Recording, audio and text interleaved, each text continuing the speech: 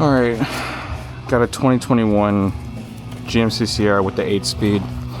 Gotta do a torque converter on it. It's shuttering right now. And it's covered under warranty. First thing, you're gonna hit the exhaust bolts with some PB blaster. I did that last night, so don't have to do that now, but you wanna make sure that it's easy to take off. 13 millimeters on the splash guard.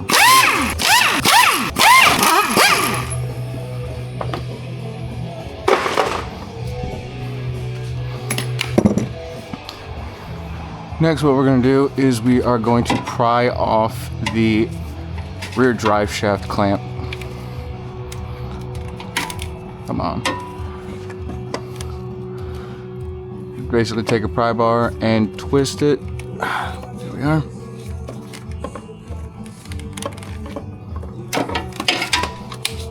Drive shaft clamp is off. And we got to take the rear drive shaft out. So the swivel 15 millimeter.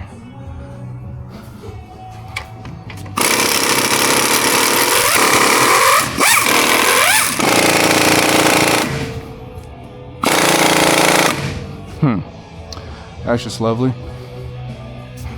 Oh, we'll wait to do that. We'll take off the shifter so we can spin the drive shaft over. It's gonna be 13 mils.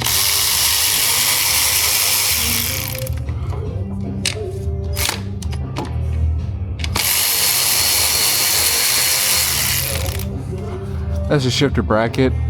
Reverse, neutral. There we are. Easy, easy, easy, easy. There we are.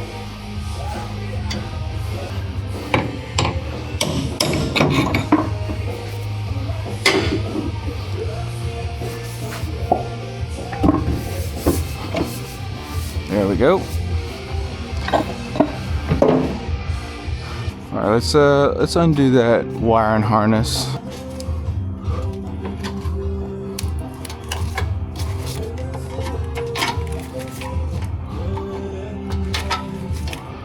Sweet. All right, we're gonna get the O2 sensors out. There is one on the driver bank, and then there's one right up there. Let's get a light on that.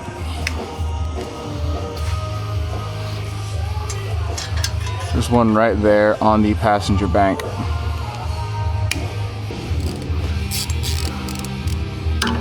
All right, O2 sensor socket and a long reach flex head ratchet.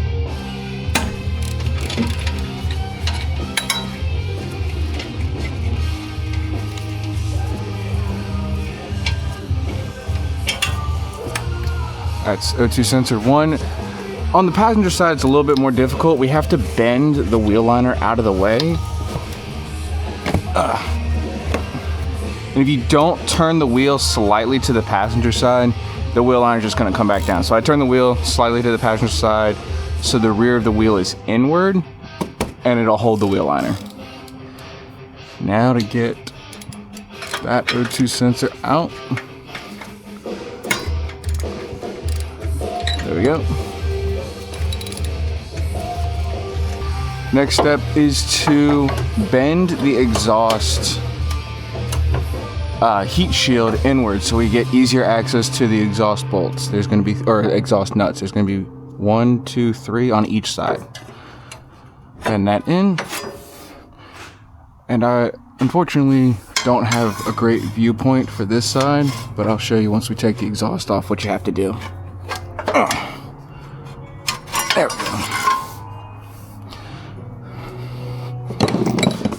Take the sway bar out of the way. It's getting annoying right now. 18 millimeter sway bar end link bolt. And the actual sway bar bushings are 10 mil.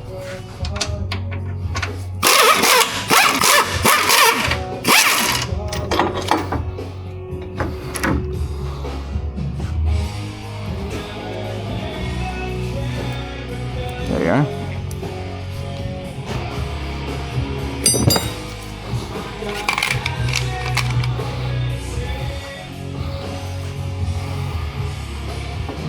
Now it's fully out of the way. All right, so now we have to hit the 6 exhaust nuts. There's gonna be a extension and a deep 15 swivel.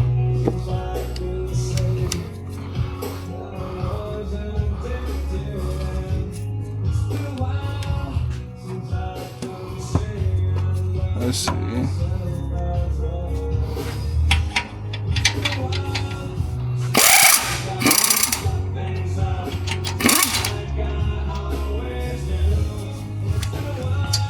It's number 1. Number 2.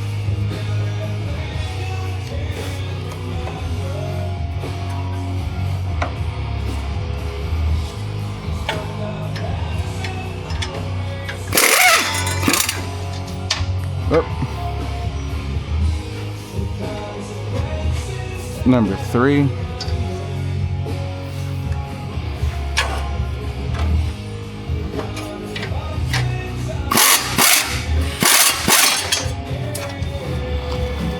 Number 4.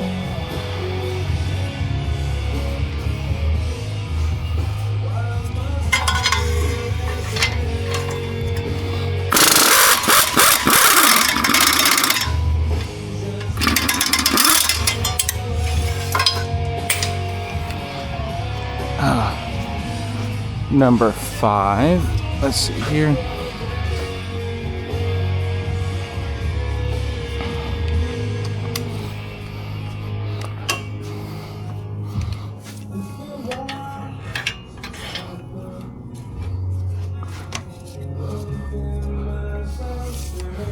And number 6.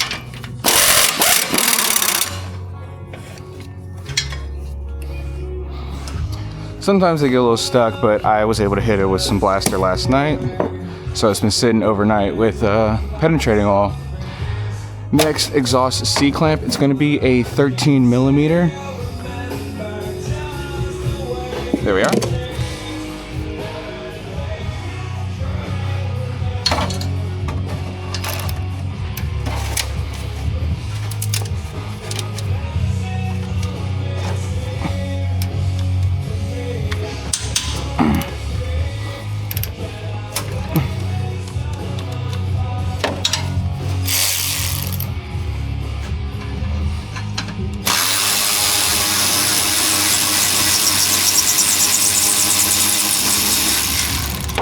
You got to get that exhaust clamp almost all the way to the bottom.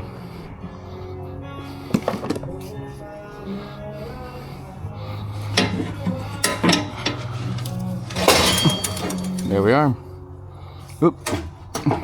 Fell down a little bit more than he usually does. That's fine, a little bit easier to see this. I'm going to undo the O2 sensors.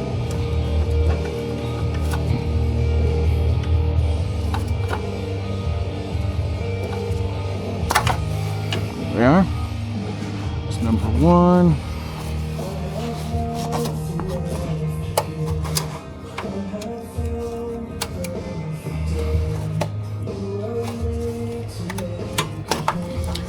And number 2. All right, transmission mount bolt is going to be an 18 millimeter.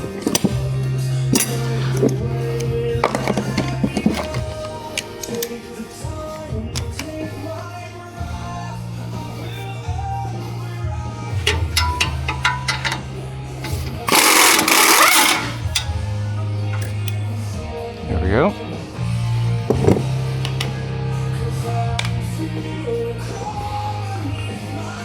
Now we're going to lift the transmission off of that crossbar to take the tension off of the crossbar and then take the crossbar out.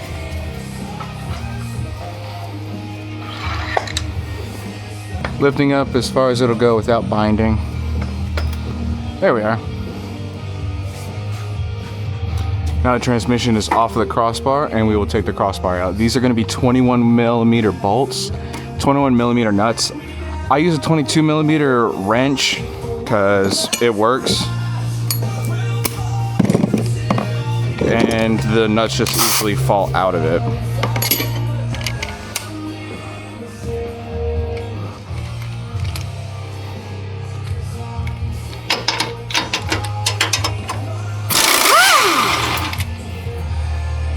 like that.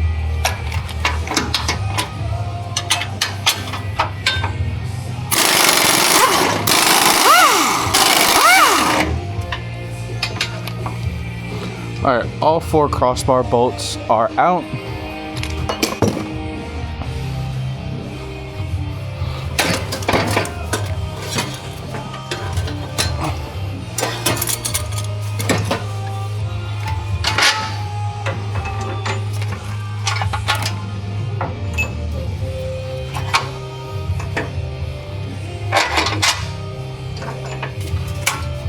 And crossbar drops.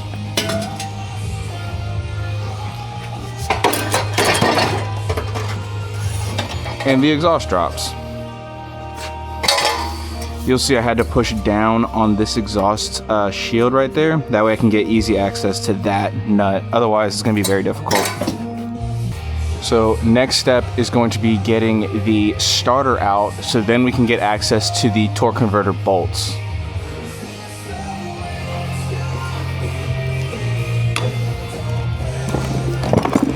There's a starter heat shield and a, well, where's that light? There we go.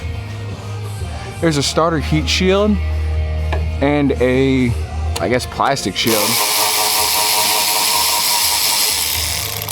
These are all gonna be 10 millimeter.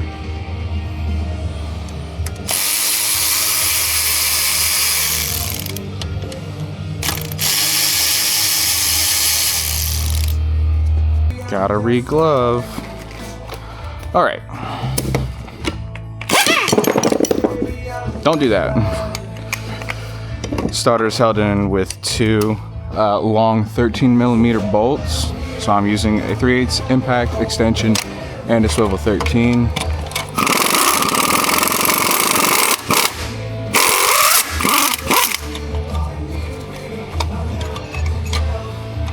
There we are. And number 2.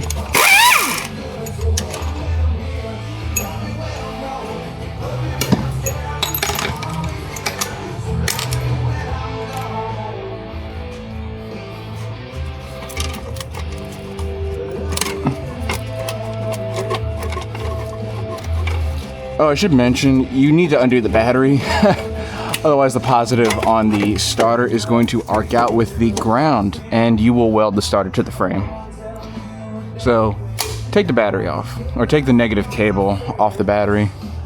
Cover it with something. I use a shop rag, that way the terminal, or the cable doesn't touch the terminal.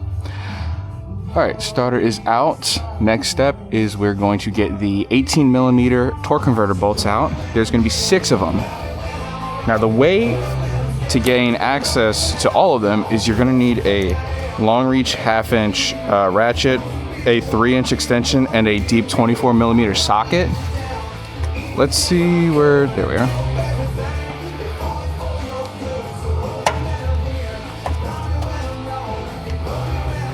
That crank bolt is 24 millimeters right there.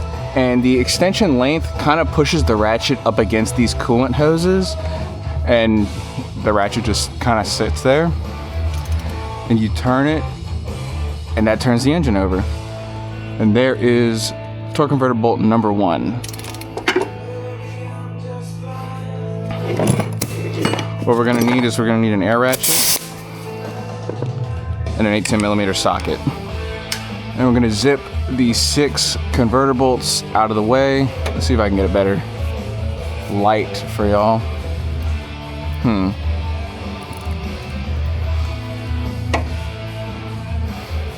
There we are.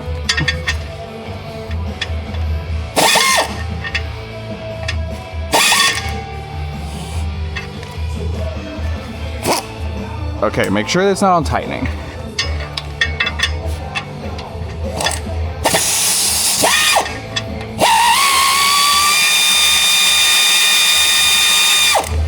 That's on me.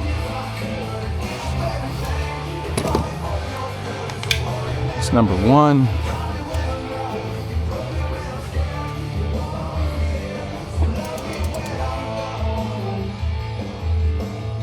There we are.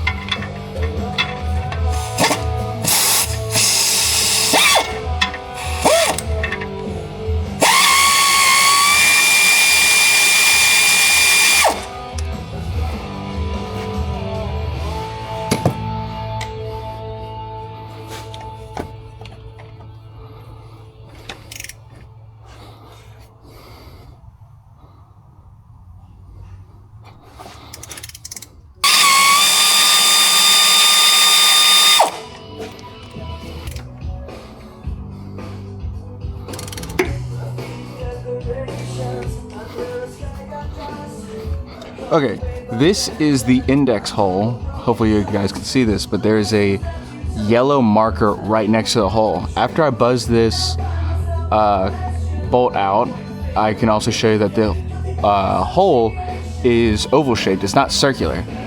That's the hole that you need to start the converter on upon installation.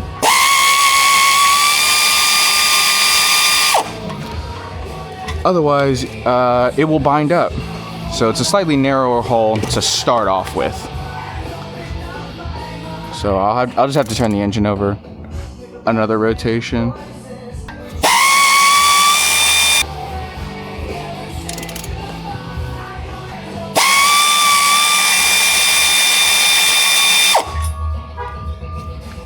All right, you hear that ringing? That's the final one, but there's also 6. So 1, 2, 3, 4, 5, 6. So we're all done. Now I gotta rotate the engine over to get to that index hole. There we go. And I'll take this out for now.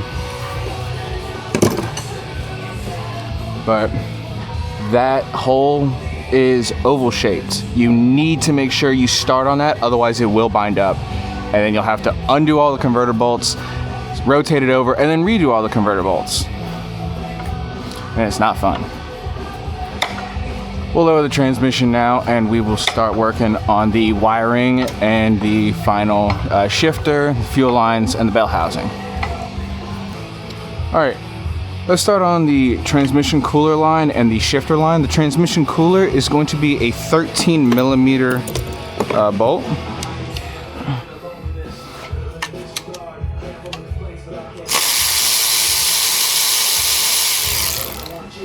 There we go there. I'm gonna put this with the shifter line bracket bolts. So this is the shifter bracket bolts. I'm gonna put this into a group because they're all gonna be on the driver's side. The starter and the starter shield bolts, which are on the passenger side, they're also in their own group. So I just group stuff up by where they go.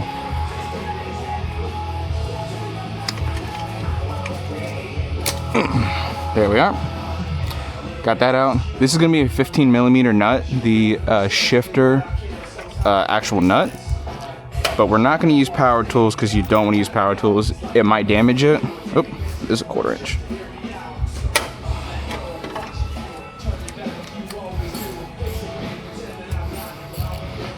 So we're going to use a hand ratchet.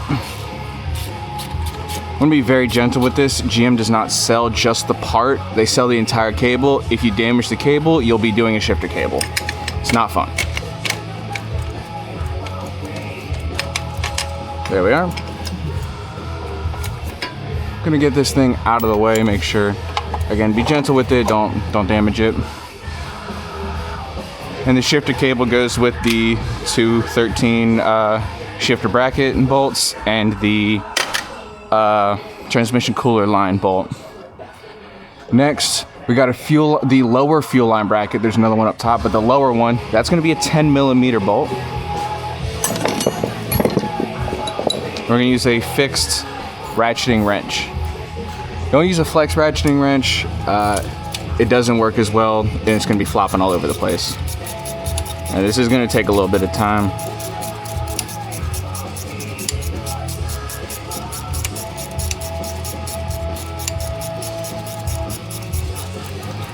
There we go. I guess that wasn't too bad. I'll put this, again, it's because it's on the driver's side, we're gonna put it in that group. This is the passenger side. Now the next step I'm just gonna do, just to show y'all, I never do this actually, but I'm just gonna buzz this off real quick.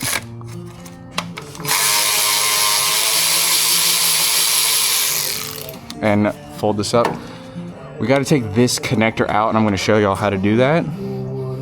On an actual repair, I never take the heat shield off because I just don't need to, but I need to gain better viewing access for y'all.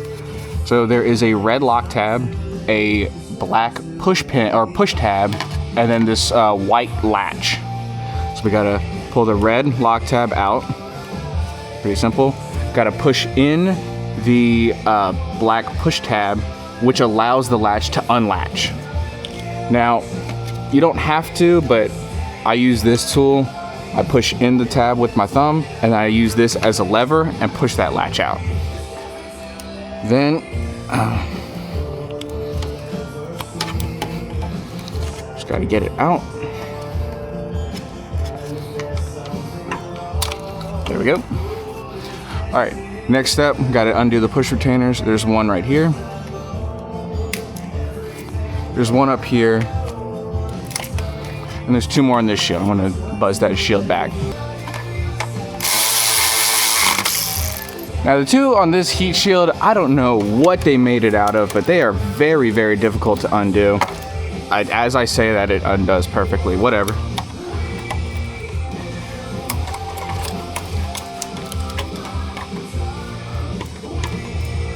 Okay, yeah, this one's fighting me a little bit. You don't want to yank on it. I found the best way to undo this is to use a circular motion. There we are. That'll retain the teeth. Okay, this one just decided to give up all the teeth. That's why it was so easy. But whatever. Can't really do anything about that. It just happens. All right. Let's get a light on this.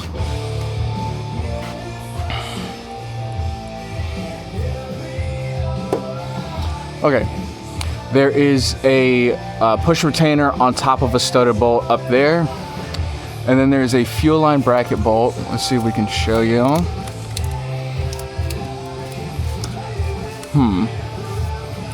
Can't show y'all from here, but there's a fuel line bracket bolt right here. Let's get that push retainer out first.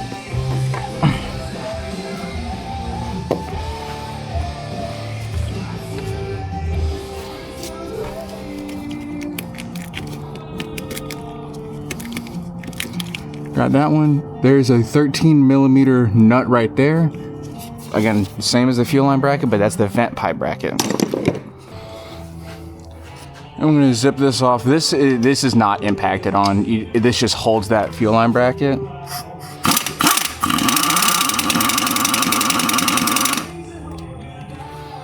Try not to lose it. Obviously, if you lose it, you need to put a new nut back. Don't just leave that loose. That is lube tech stuff. Don't be a lube tech. Come on. There we go.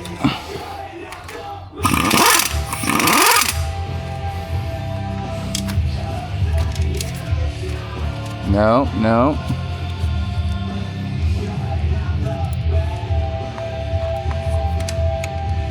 There we go. So the fuel line bracket is black and it has a silver nut. The vent pipe bracket is silver and it's got a black nut. Whatever. Just know that. Now we're gonna take the fuel line, we're gonna pull it back so it is off that studded bolt. And that's where it was. It was just hidden underneath wires, but it's right there.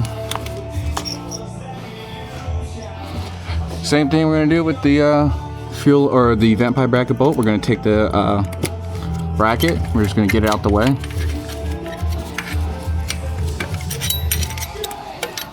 So we got the converter bolts out.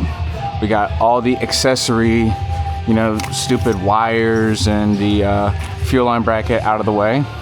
Last thing we're going to need is the bell housing bolts. There's going to be 8 of them. They're all 15 millimeter, and the only non-studdeds are going to be this one and this one. Every other bell housing bolt is a studded bolt. I don't know why, they just decided to do that.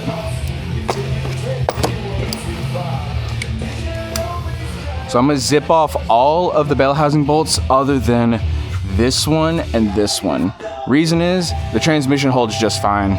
We're not leaving it there for, hours. But the transmission holds just fine with just 2. And in about, a minute, 2 minutes, I'm going to be lifting it up with transmission jack.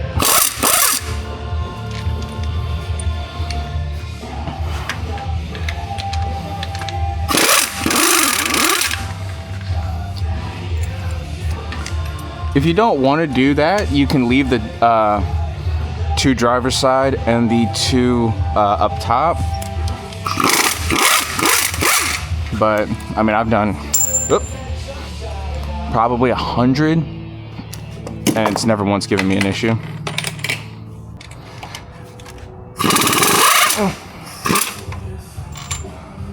There we go.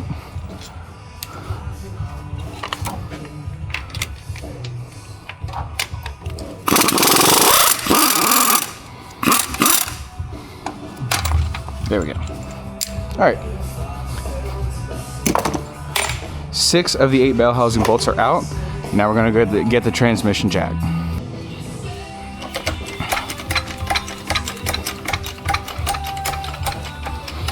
All right, now's a good time to mention that you want to make sure that when you lower the transmission, you're lowering it slowly. I've had this O2 sensor get caught and pull out of the connector and damage the connector. You got to repin it. It's a whole mess. So just make sure you're not catching anything when you're lowering the transmission.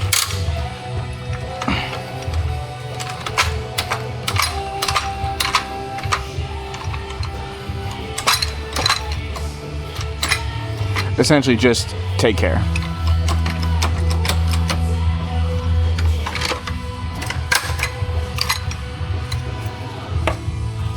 What we're gonna do is we're gonna just put that into the fuel line bracket, like assembly, because that's not coming down with the transmission, that's staying up top.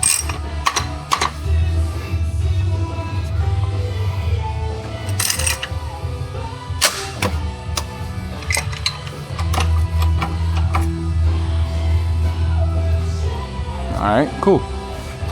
The transmission is jacked up, got a light there. The last 2 right on the driver's side.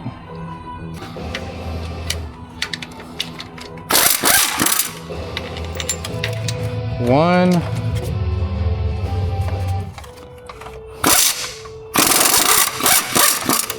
2. Alrighty.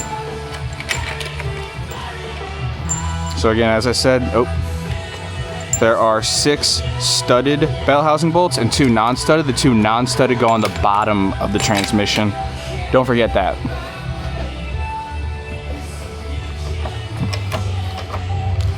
Load the transmission up. Make sure everything's good. No push retainers. This side's good. All right.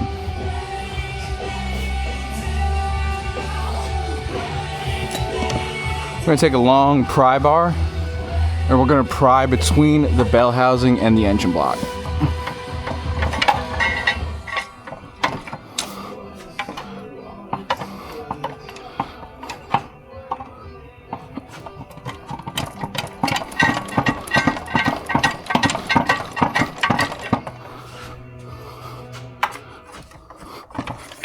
All right, now the transmission's off. There are 2 dowels that the transmission sits on. That's why it's doesn't just fall off. But jack is in place properly. We're gonna pull it backward a little bit. You got to clear this fuel or the transmission cooler line. Otherwise, when you drop it, the transmission cooler line is gonna come with it and it's gonna cause damage.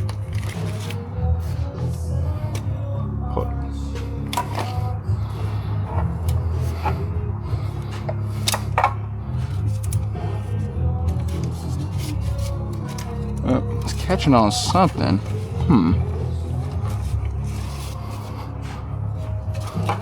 Oh, I believe that's just the tension on. Yeah, that's just the tension on the fuel line. Yep, that's all it was.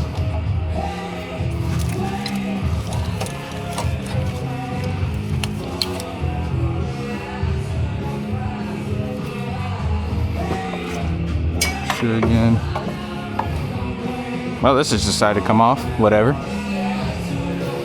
Just got to put that back when we go back in with it.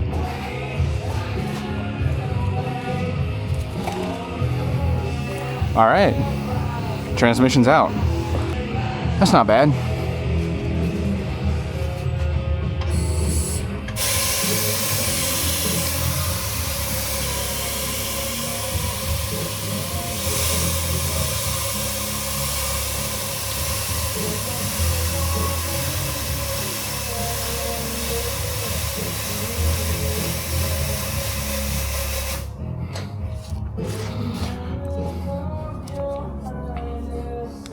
Gonna tilt the transmission back a little bit because I want to. Where'd that bucket go?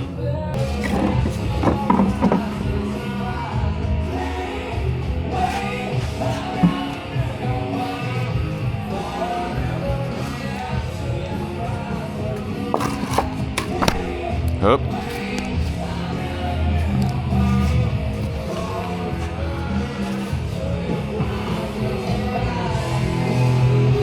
I'm gonna get this little pan to catch any fluid. I don't want to be stepping all in transmission fluid when it spills out, but there's gonna be a spill. It's inevitable. I'm gonna pull out and twist.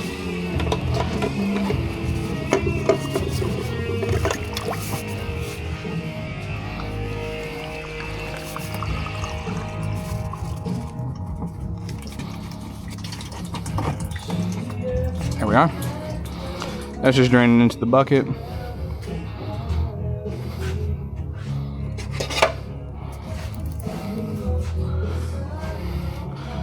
All right, cool.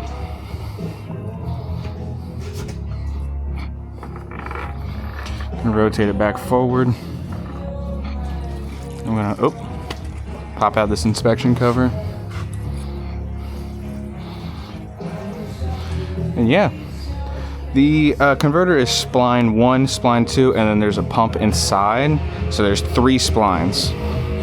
You'll need that for when you're installing it.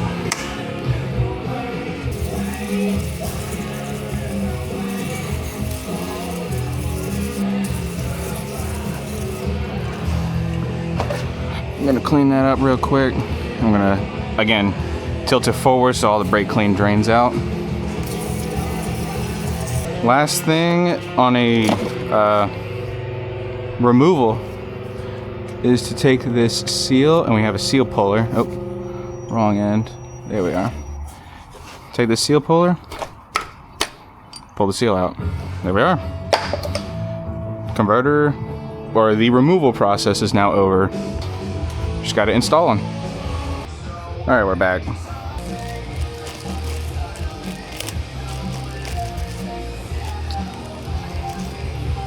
New seal.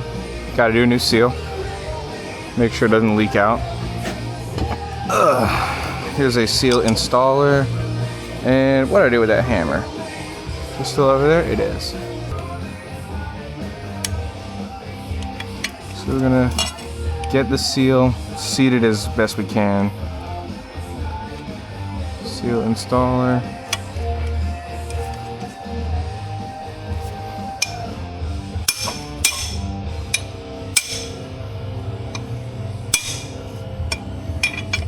You just gotta hit it with a hammer.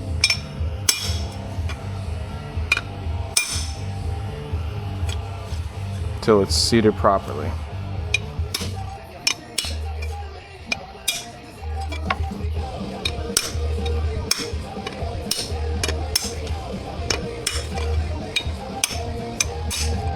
Alright.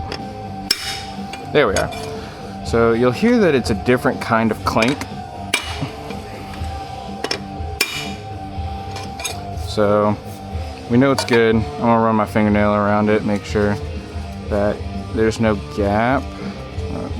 Seems like a small gap right there.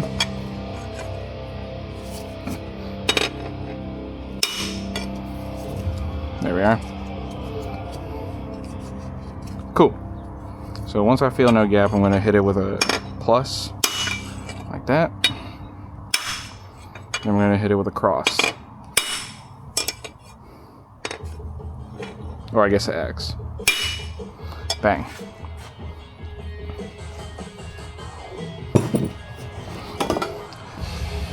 So once you feel that it's, there's no gap between it, I hit it up and down, side to side, and then X pattern. Now for the new torque converter.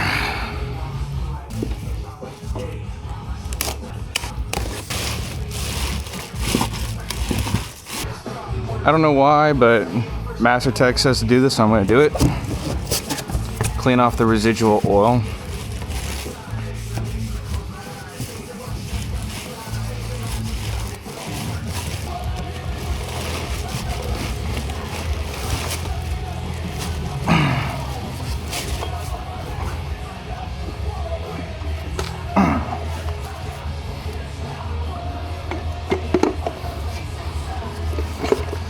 there's 1, 2,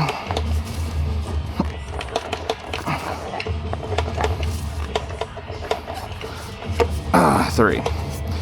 And you'll know that it's splined all the way in because, again, 3 splines and you can't fit your fingers behind there.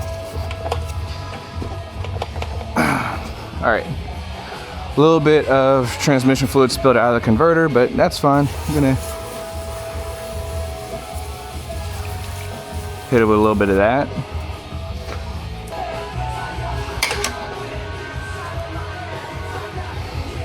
Nickel anti-seize lubricant. Oh, let's turn that light off. That's gonna be blinding. So, up here, there's a dowel and then another dowel right there. They go in that hole and that hole right there.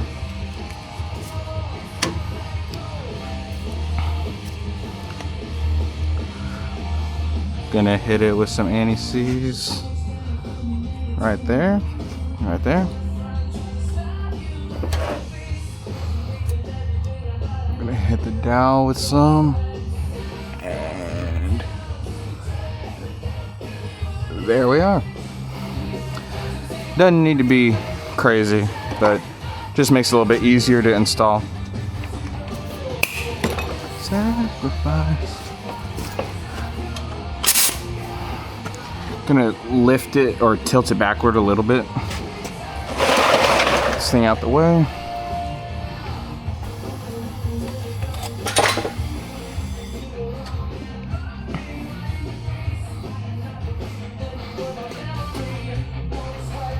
What'd I do with that light?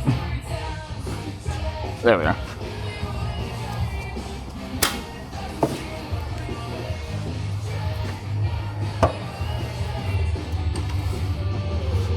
And sacrifice. Oh, almost forgot that vent pipe. Don't forget this. It's gonna be a pain.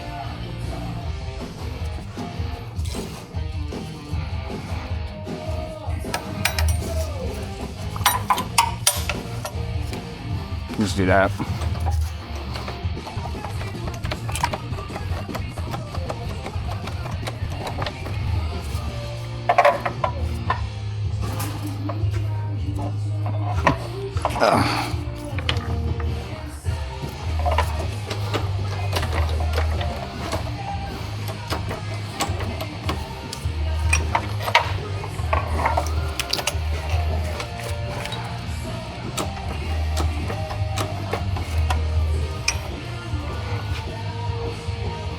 Yeah, I'm still hitting on the transmission cooler lines. That's gotta be the most annoying part of this. Come on. There we are. Yeah. So now that it's cleared this little bracket, it'll be a little bit easier. Or a lot easier.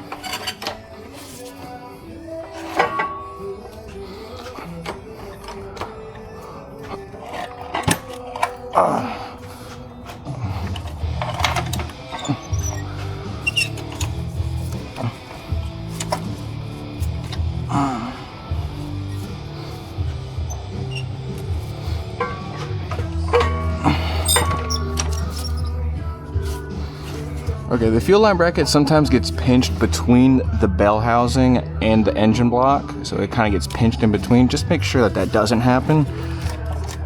Otherwise, it's going to be a pain. There we are. All right, so I line up this driver's side dowel.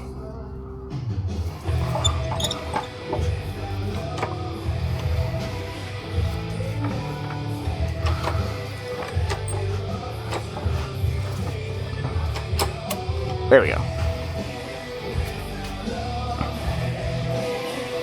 So the dowel's seated into the hole in the transmission bell housing, and I noticed that the engine block lifted up a bit. That's how I know that it's catching. And I can start threading this in. Whoop, I guess it must have fallen out.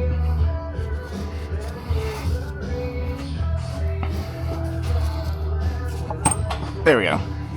Yeah, must have slipped out.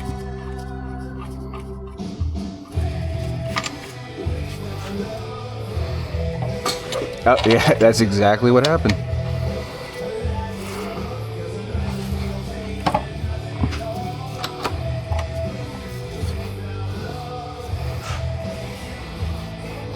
Okay, and now I'm looking at this dowel. This dowel is higher than the hole in the bell housing, so I got to tilt the transmission a little bit.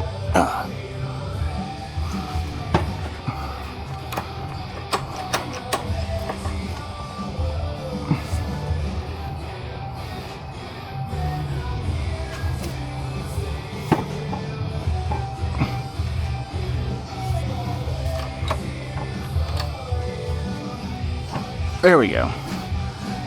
Please don't slip out. That's going to be annoying.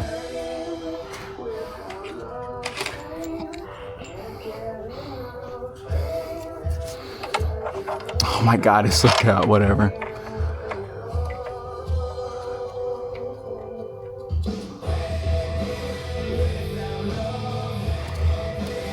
There we are. That's one bell housing bolt.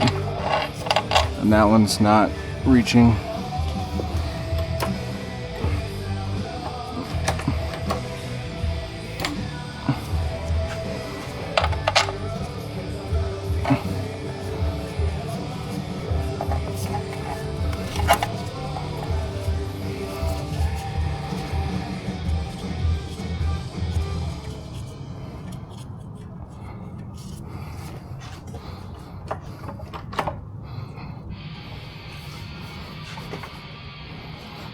Come on.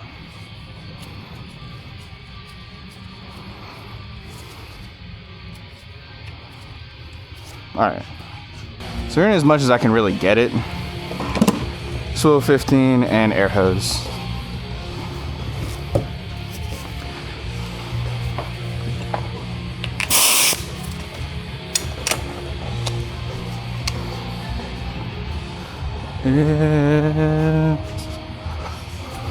Alright. I'm gonna hit this a little bit.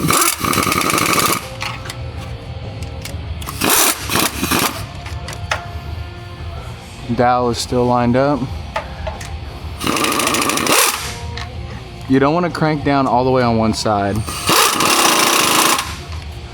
It might be binding and you won't know until you hear a big snap and the bell housing cracks. That's why I'm walking it down. I walked this side down, then I walked that side down. Now I'm hitting this side, and I will finish up by hitting this side.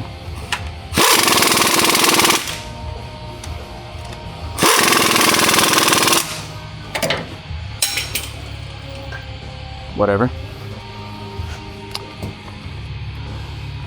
Transmission bell housing is on. We'll finish by installing the final two studded bell housing bolts. We still have the two on the bottom, but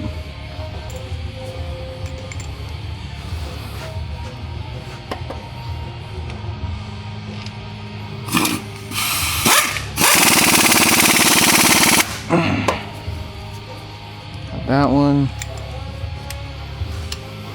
This one is always a little tricky because you got the fuel line stuff in the way, but push it out with one hand, get the bolt in.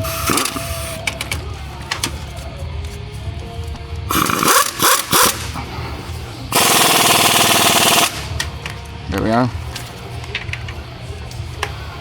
All right, let's put the fuel line bracket back onto bell housing bolt. Let's put this vent pipe bracket.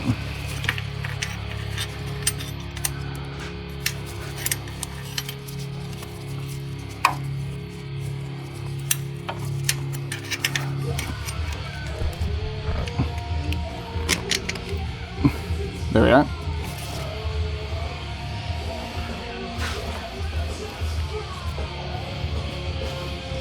Pop this inspection port, or inspection cover back on, I should say.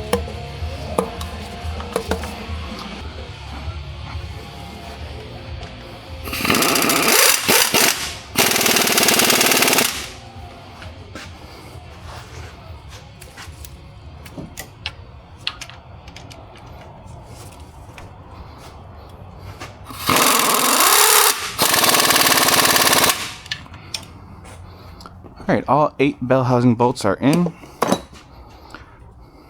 Gonna start with these. This is the fuel line bracket. Again, the silver bolt on the black bracket. Gotta thread it on by hand. Oh, come on. There we go.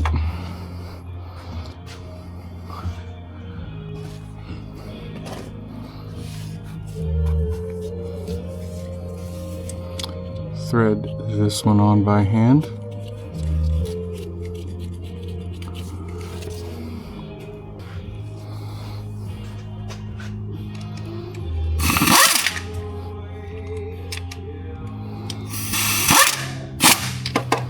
Doesn't need to be, you know, impacted down, just needs to be a little snug.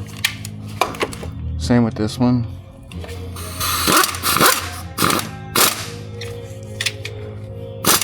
Yeah. Alright, so we're done on the top side of the transmission. There we are. There we go. Now let's lift the transmission and get to those converter bolts. You got to position this properly. There we go. So it wants to line up with this and then be wide enough to get to the edges.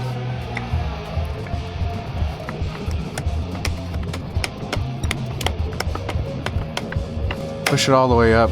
Just make sure it's not binding on anything. Don't crush like a connector. But yeah.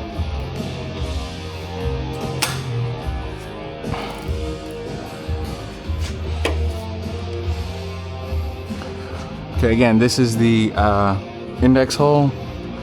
I gotta spin the converter a little bit. I lined up the converter, I should have mentioned that, but I lined up the converter to align with this kind of area of the transmission, but I have to rotate it in order to get 100% accurate. There we are.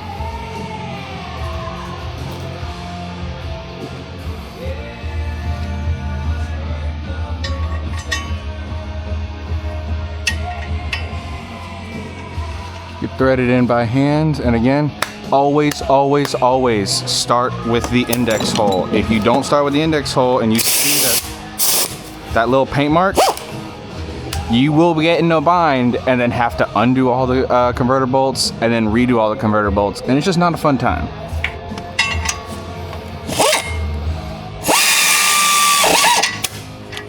Aw, man.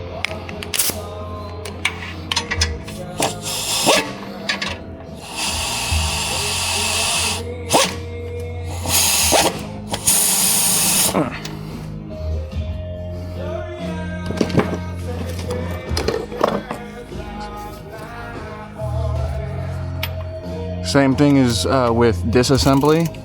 You got to turn the engine over. There we go. So the next converter bolt right there.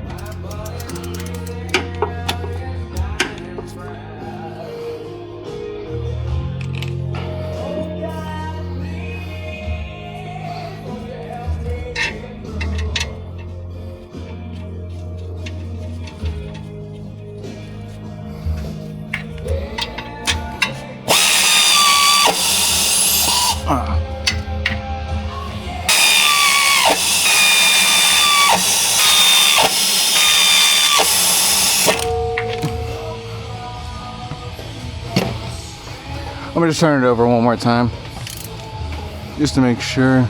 Yeah, there's the index hole with a seated converter bolt. And we're done with that. Next, getting the starter in.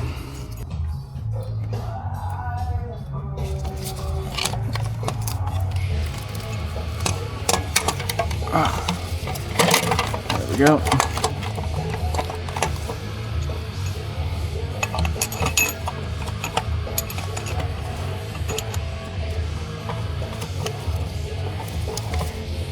This is probably my least favorite part of the entire job, is aligning the starter. I don't know why, but it's just a problem. See, I thought I was threading it in, and I was not.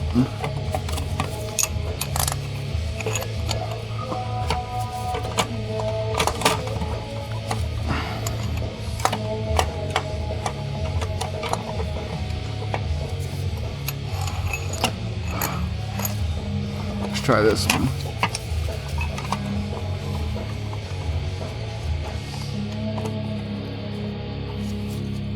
Okay, that one's threaded in.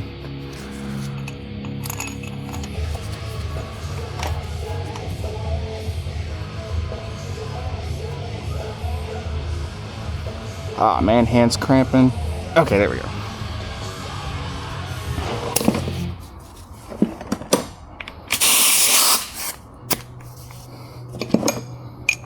Little extension.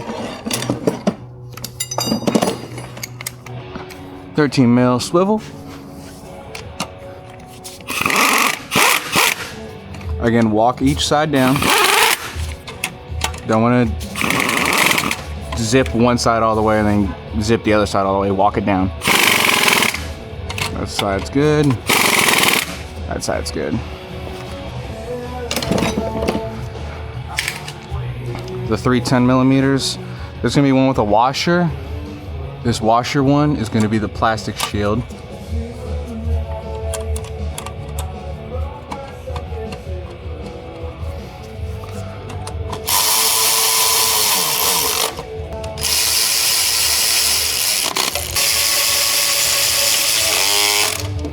And there we are. Oop. Starter heat shield are installed. The converter installed, obviously transmission bell housing bolts installed. Let's get the lower fuel line bracket with the 10 millimeter ratcheting wrench. And then we will focus on the electrical connectors.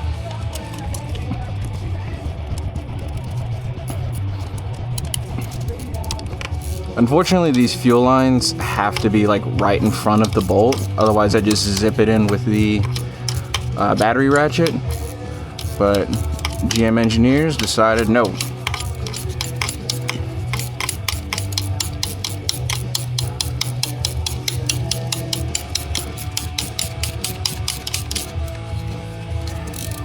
You know, why make the technicians' lives just a little bit easier when we can do that? It could, you know, extend a little bit shorter or bend out at a more aggressive degree, but no.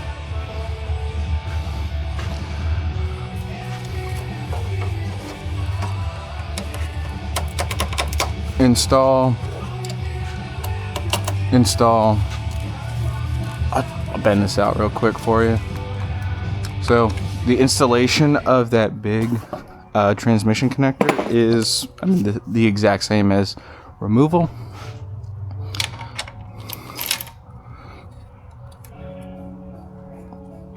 Come on.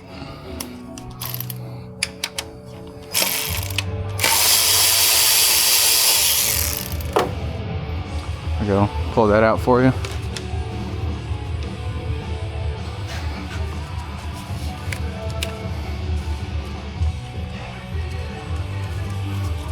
So we're going to push it all the way down until it won't let us go any further, and then we're going to start the latch. The latch is going to bring the connector down.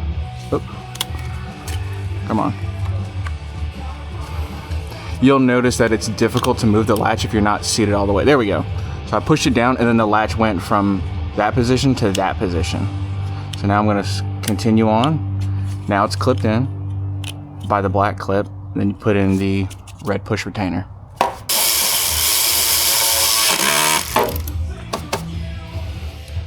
All right, last one. Retainer right there, and retainer up top. Bang. All right. Exhaust. Don't forget this donut. I noticed it when I was taking a photo, but it's missing right here. If you feel that upon installation, or you're gonna want to feel that when you lift the exhaust up, make sure it's still there. Otherwise, you'll have an exhaust leak.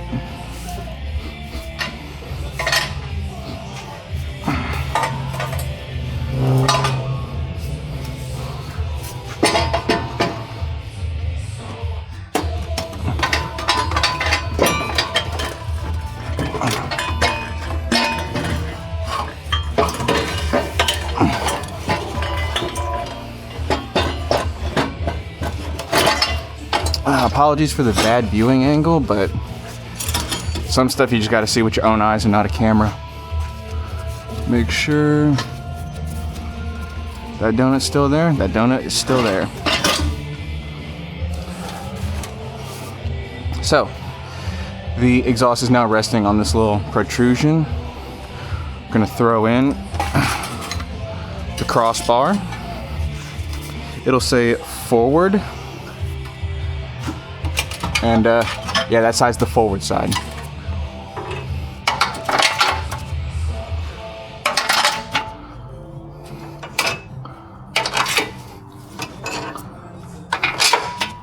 All right, now if this wire is still there and you just lower it.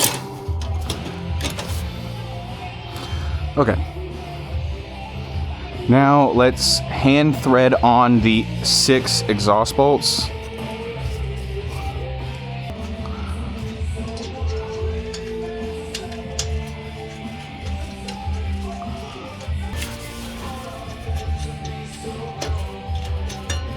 There we are. Whew. All right. Now this side has a little spinning thing. Doesn't matter the orientation, just slot it on.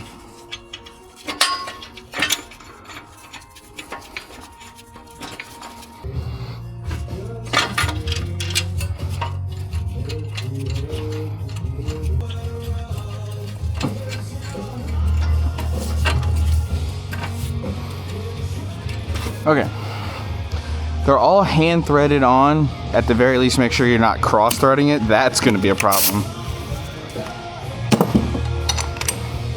And we're going to hit it with a 15 swivel.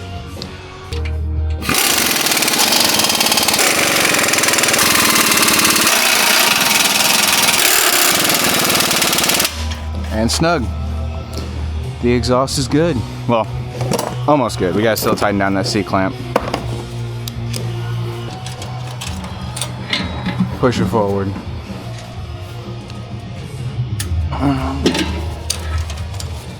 There we are.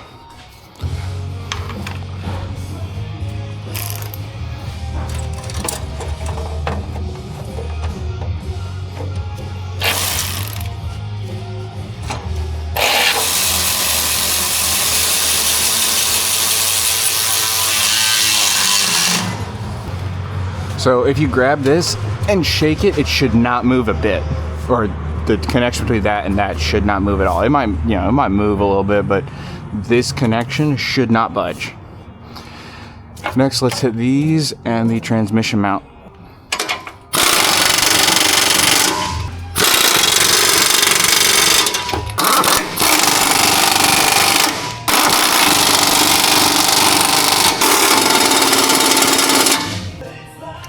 But we'll do the shifter right now. Again, no power tools. Cannot express that enough. Power tools equal damage. Damage equals doing a job for free.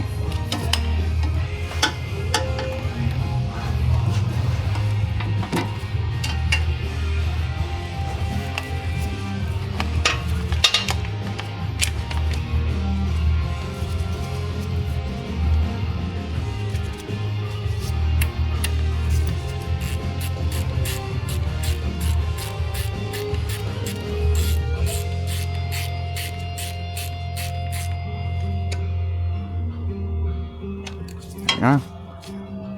Reverse, neutral.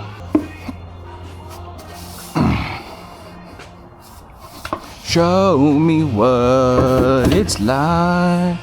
All right, you're gonna want to spline that in. There we go. Oh, no? Oh, there we are. Push it all the way over. Get this, and because we just put it in neutral, we can swing this with no. I guess binding, yeah. Grab a drive shaft bolt, hand thread it in, grab the other 3,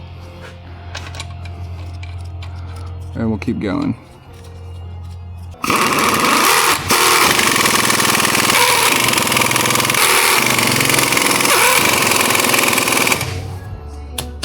All right, now we got to put that drive shaft dust boot on. This took me a while to get down. I had to have the Master Tech help me way more than I like to admit, but the idea is, okay, that's that. You're gonna take this pry bar with the angle end that way. You're gonna use this right here, and you're just gonna press with you're basically gonna grab it.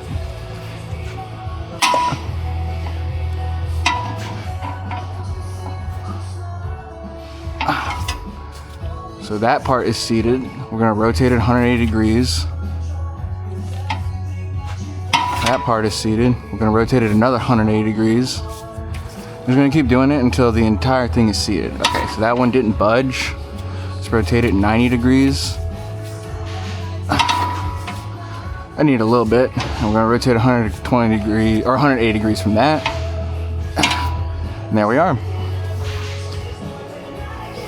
That took me an embarrassingly long time to understand what he was doing. Let's do that.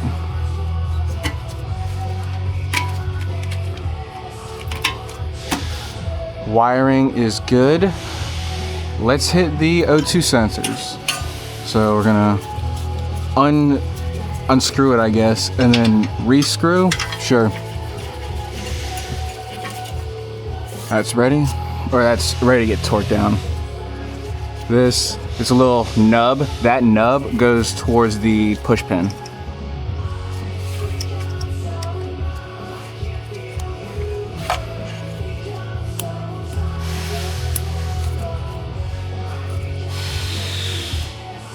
And that came off that little retainer. So we're just gonna put that back onto the retainer. Bang. Same thing here, the nub goes towards the push tab. So that's the push tab right there, that little white piece. The nub goes upwards for that. Clip it in, push that white push tab in, or to lock it in.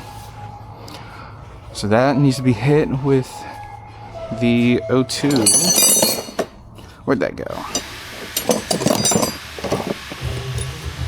Did I put it back on my... Oh, there it is.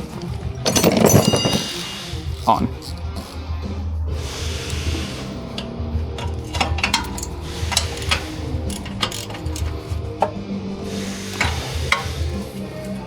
You want it snug, don't like wrench on it, but you want it snug.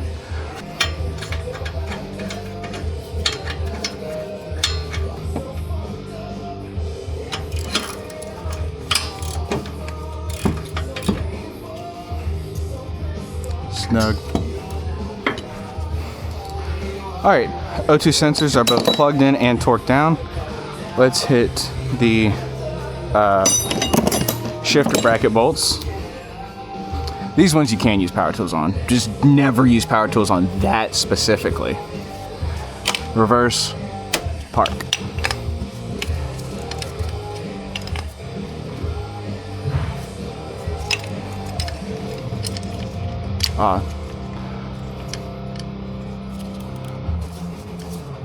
Gonna have to deal with that in just a second. Looks like that O2 sensor doesn't want to sit down.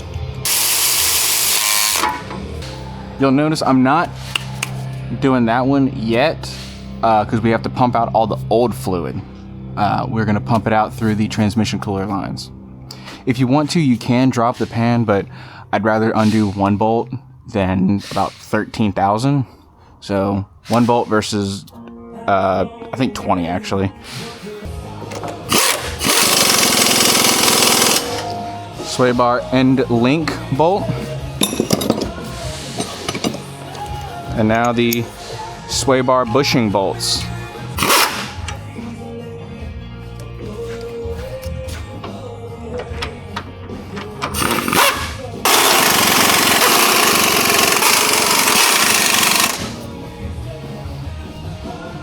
There we are. Sway bar end link bolts, good. O2 sensors torqued and installed, or clipped in I should say. Transmission connector and transmission wiring harness, good. Shifter cable, good. Fuel line, upper fuel line and lower fuel line bracket, good. Vent and pipe bracket, good. Exhaust, good. Cross member, or cross bar, good to go. Now, last thing, the shield, the splash guard. Man, dude, I thought there was a Metallica song playing up front. I thought it was Man in the Box. I had my own music playing. But for a split second, I thought it was Man in the Box. So I asked the foreman, you listen to Alice in Chains? And holy shit, did he get mad. As if Alice in Chains is some kind of insult.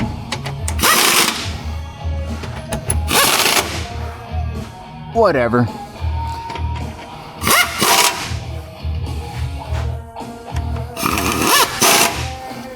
In the box. Down, down, down, down, down, down. All right. Gonna go over everything one more time. No bolts here, no bolts here, no nuts there, no nuts there. Same thing, same thing. Work back to front. Drive shaft, good. Dust boot, good. Wiring harness, good. Crossbar, good. Exhaust, good. Both torqued in the back, or clamped in the back, hit up front. The shifter, 1, 2, 3, good. O2 sensor, both plugged in and torqued. Plugged in and torqued. I guess we can move this now.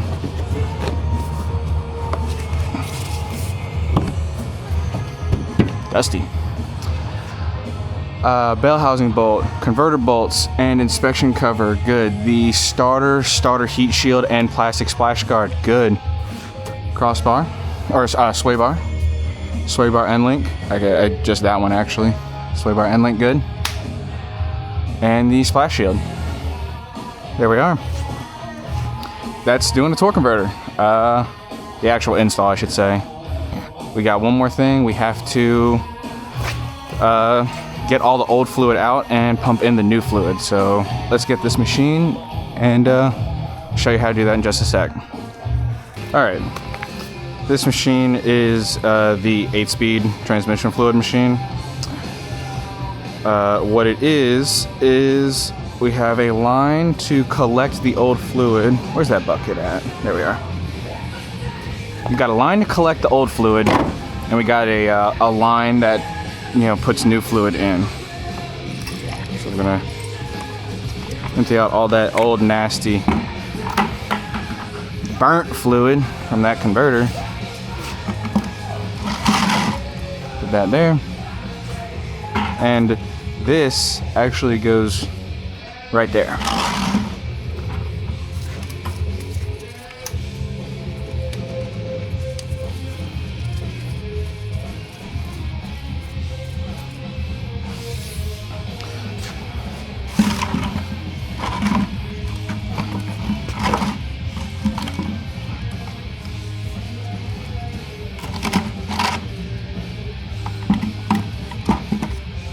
We got gallons, quarts, whatever, right there.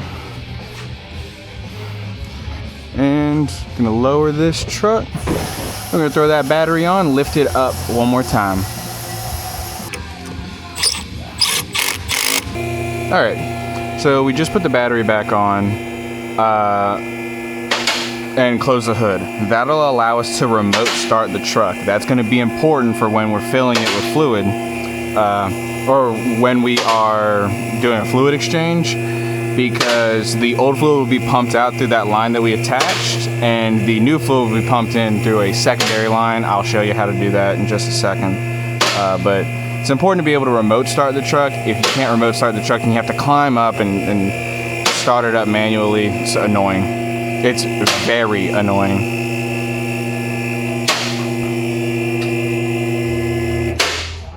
So yeah, if you have remote start, then great. If you don't, my condolences. We have this right here.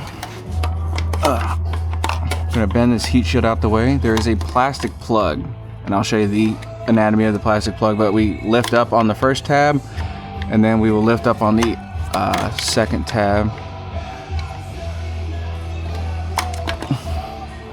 There we are.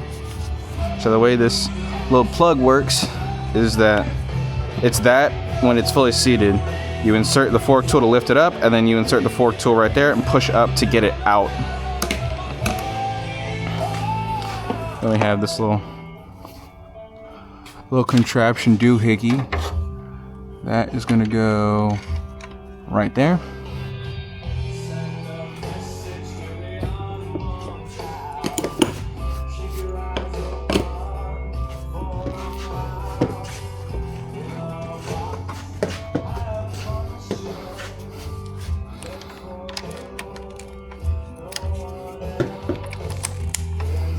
There we go. We got this to catch the fluid from the fill level. So, what we're gonna do is we're going to remote start the truck. The truck will pump out the old fluid into this 5-gallon bucket. Once it hits 1 gallon or 4 quarts, technically, you know, it's just got to be around that mark, but once it hits around the 1 gallon or 4 quart mark, we're gonna start this machine up. This machine pumps in fluid faster than the truck pumps out. So that's why we gotta start it and then start this, because otherwise we're gonna be flooding the transmission. It's gonna cause problems. Where's that? There it is. Let's see here. Then we're gonna let it run until that hits 12 quarts. So lock, press and hold remote start.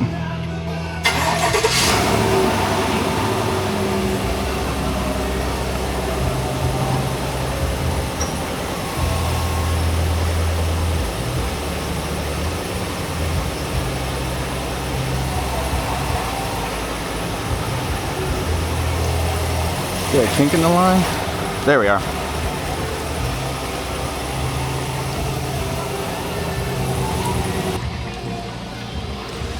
We'll just start it. You'll notice we're at 25. Oh, my bad.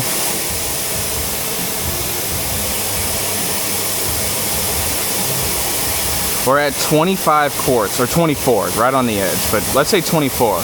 We gotta pump in 12 quarts and out 12 quarts.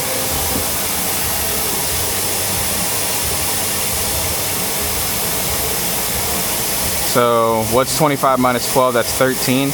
Once it gets to about 16, I'll turn it off and let that fully go out. So it is now at 1 gallon, and we are at 6 quarts in. So 4 out, 6 in.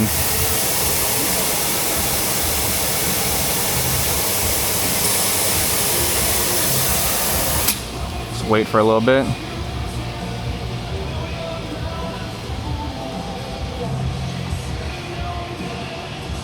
And now we're at 6 quarts out, and about 6 or 7. Okay. We're gonna ignore that. Starting to sputter.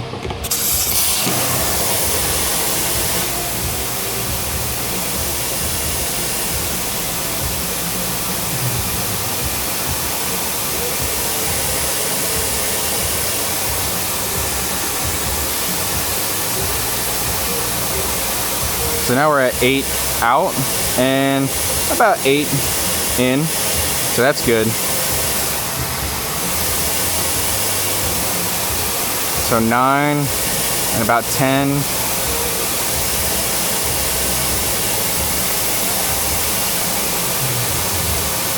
So that is 10 out, and we're at about 11 in. No, about a 12 in.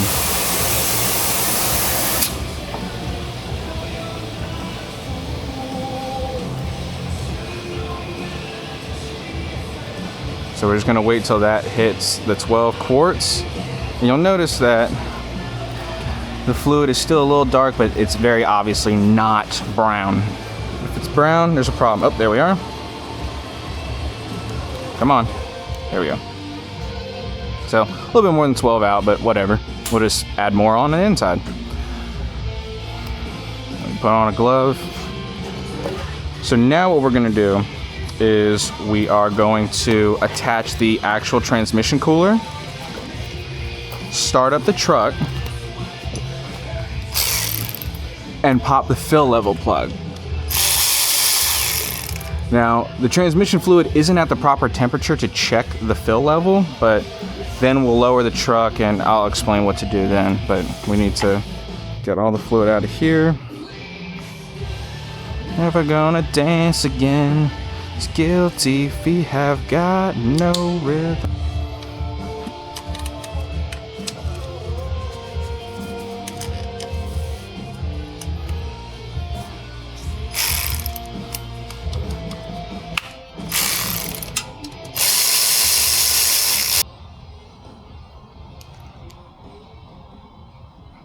Come on, don't.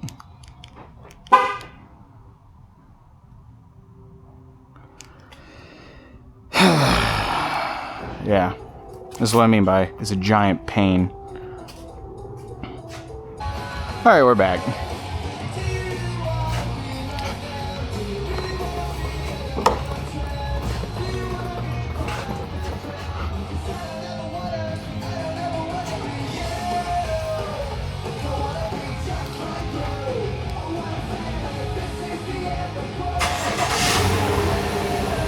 Remote start works.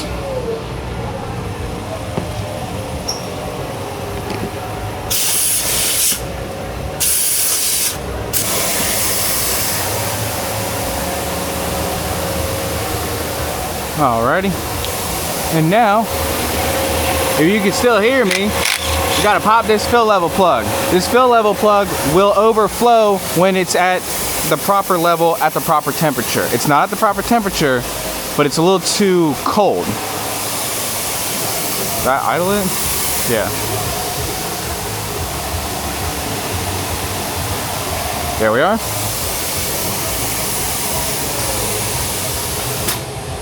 Okay. So the transmission temperature I checked when I lowered it is at about 85 degrees Fahrenheit, which is what that machine tries to keep it at if it's plugged in. That is not the testing temperature. The testing temperature is around 115 degrees Fahrenheit. So in order to get it up to 115 degrees Fahrenheit, we're going to have to get in the truck, put it in drive, and rev it until it gets to 115 degrees Fahrenheit. We're not gonna do that yet. What I'm gonna do right now is I'm gonna disconnect the line. Disconnect this. Set this here.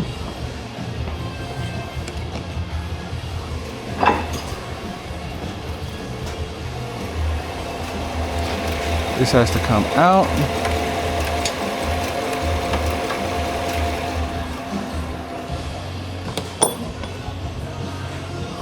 Now where are those angled pliers? There's one handle. There they are. I knew they were on the drain bucket. So in order to put this in, angled plier, get it at an angle. We're gonna go from behind.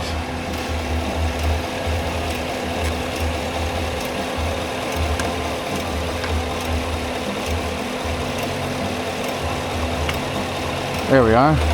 Angle plier, set it in, and use your hand. The heat shield will protect you from getting burned by the exhaust. Alright, so once it starts to drip out, again, the fluid's probably at like 90, 95, which is close to 115, but it's not 115. I like to be on 115 as close as possible. But once it drips out, we're gonna snug this back up, lower it, and rev the engine. We're gonna put it at about 1500 RPM for 10 seconds and then idle for 10 seconds and then 1500, there we are.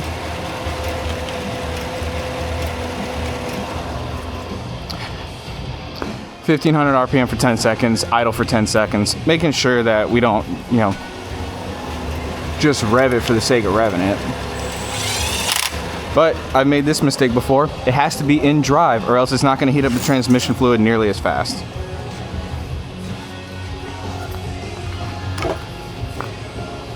And everything is clear of the truck. Let's lower it down. All right. So we're idling. Yes, I know you shouldn't. Holy, I forgot the window switch is bad. All right, so we're at 91 degrees. I'm gonna put it in drive. And I'm gonna rev it to about 1500 RPM.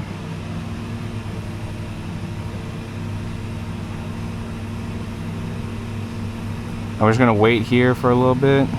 Technically it should be 10 seconds, but I forgot to start counting. So we're just gonna do that. And now it is, you know, we're waiting again for 10 seconds. Or, you know, on, off, on, off. That'll be at 115 when I come back. All right, we're at 115 degrees Fahrenheit. Throw it in park. You can leave it running. Hop out. And we're gonna lift the truck one last time. All right, so with the truck still running, you always need to test the truck, or you always need to test transmission fluid while the vehicle is running. And it's at 115, maybe 117, or 119 or whatever. It just needs to be in a specific range, and 115 is in that exact middle of the range. So if it gets a little bit hotter, then it's all good. Drain bucket.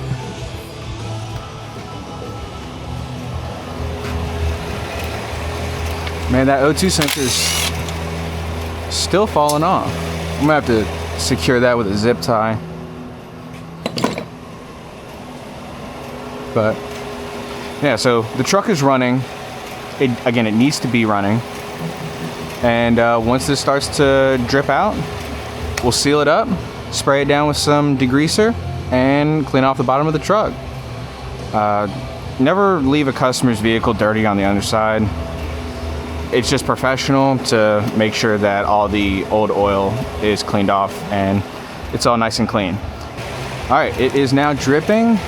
So let's hit that. Oh.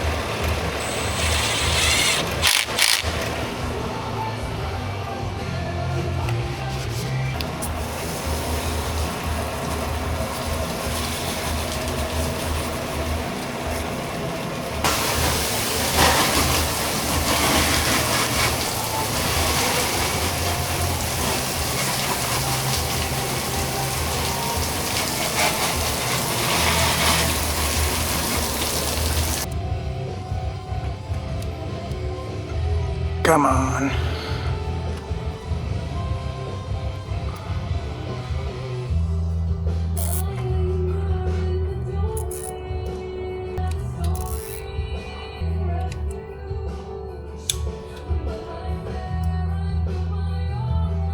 All right, that's how you do a torque converter on a 2021 GMC Sierra 1500 with the 8L90 8-speed automatic.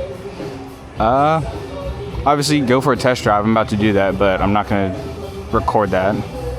But yeah, this thing, as long as it passes the test drive and make sure we don't have a defective part, is ready to go. So, thank you for watching.